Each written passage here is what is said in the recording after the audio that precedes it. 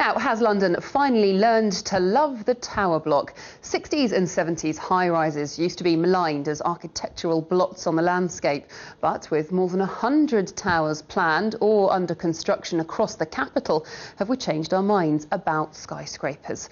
Robin Punt reports. Have we finally conquered our fear of heights, that London's climbing out of control? Well, according to one of the UK's biggest planning consultants, the answer is yes. There are now 103 new schemes with planning permission for buildings of 20 stories or more, and there's no looking back. The door has been opened, and I think it won't be shutting for the short time. It's open season. The argument over high-rise is over, do you think? I think generally speaking it is.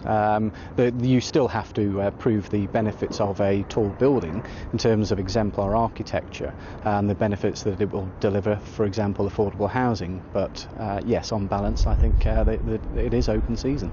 There are 25 tall buildings of 20 stories or over currently under construction in the capital. At the birth of British high-rise in the 60s and 70s, the chances are if you said you were living in a tower block, that it would be social housing, a council block. If you say the same thing today, that you live in a tower development, it's more likely to be somewhere like Chelsea Harbour over the river there. Or here, the building I'm standing on now, Falcon Wharf, one of the highest structures in Battersea. On completion in 1967, this was cutting edge and controversial. Centrepoint on the Tottenham Court Road. The structural engineer who worked on it is still hard at work today. Now, aged 80, he told me Centrepoint got round endless public inquiries and protests for one simple reason. They didn't tell anyone how big it was going to be.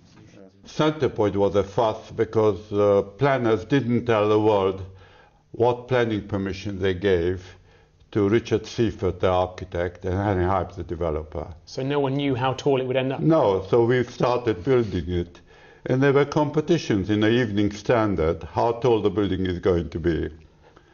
Everybody said 20 stories and 25, and it became 32 stories. So people were surprised at the height of it. Another surprise, the Shard, brand new, only 2/3 the height of the Empire State Building put up in the 30s.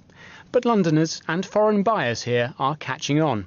People from Singapore, Hong Kong, Manhattan, Shanghai, they understand living high up in a way that Londoners haven't really over the last kind of 10 or 20 years. But when they see these fabulous tall towers being built, then there is definitely a demand.